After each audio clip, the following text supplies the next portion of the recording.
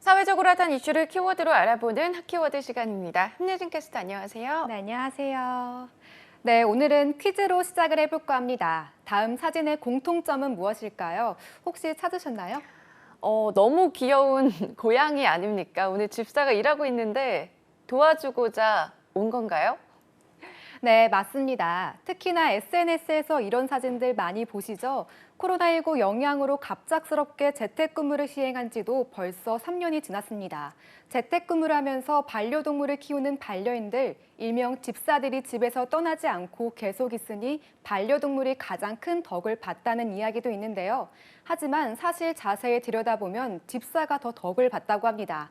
반려동물과 함께하는 코로나19 극복, 핫키워드에서 짚어봅니다. 네, 코로나19로 재택근무가 확산하면서 반려동물을 입양하는 사람이 늘기도 했죠. 네, 1인 가구들은 반려견, 반려묘를 키우고 싶다는 마음이 들다가도 집을 비웠을 때 혼자 있을 아이들을 생각하면 입양 생각을 접게 되죠. 그런데 코로나19로 재택근무가 확산하면서 반려동물 입양하는 사람이 늘어난 겁니다. 농림축산식품부의 지난해 발표를 보면요. 코로나 이전인 2019년과 비교했을 때 신규 등록된 반려견이 23만 마리가 넘는데요. 약 11%가 증가한 수치라고 합니다. 반려묘는 따로 등록을 하지 않아도 되기 때문에 이를 반영한다면 그 수치는 더 많겠죠? 그런데 이 반려동물과 재택근무를 하면 오히려 능률이 떨어지지 않을까 싶거든요. 너무 귀엽잖아요. 네, 그런데 재택근무를 하다 보면 자칫 생활 패턴이 엉망이 될 수도 있는데요. 반려동물은 존재만으로도 규칙적인 생활이 가능한 경우가 많다고 합니다. 반려동물의 경우 인간보다 더 정확하게 배꼽 시계가 작동하기 때문에 때맞춰 밥을 챙기고 화장실도 정리하고 해야 하기 때문에 강제 부지런함이 필요해지는 거고요. 무엇보다 재택근무로 인한 스트레스나 무기력증 예방 효과도 크다고 합니다. 네, 맞습니다. 이 코로나19로 인한 우울감을 말하는 코로나 블루도 사회적 이슈가 됐는데요. 반려동물과 함께할 경우 이런 우울감이 줄어든다는 경우도 많죠. 네, 설문조사만 봐도 10명 중 9명은 반려동물과 함께하는 게 코로나19 극복에 도움이 된다고 답했는데요. 미국 일간지 뉴욕타임즈에 따르면 반려동물과 함께한 재택근무가 정신적, 신체적 복지를 향상시키고 재택근무를 더욱 즐겁게 해줬다는 결과를 내놓기도 했습니다.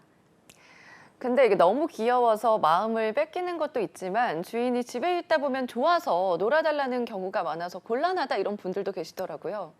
네, 종종 SNS를 보면요. 키보드 앞을 서성이는 반려동물로 오타를 내 오해를 샀다. 또 화상회의 도중 반려동물 울음소리로 당황하기도 했다는 이야기도 올라오는데요. 그래서 떼어놓고 일을 할 때 문 앞에서 울기라도 하면 반려인들의 마음은 무너지죠.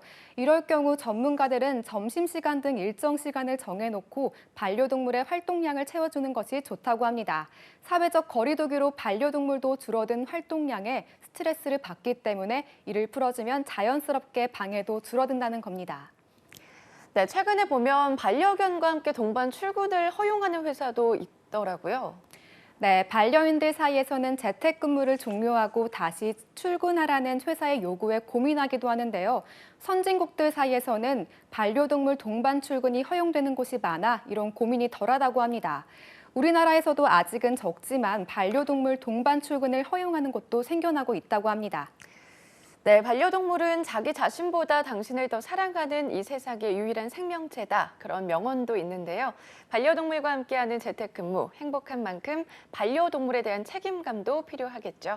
지금까지 핫키워드 함예진 캐스터였습니다. 고맙습니다.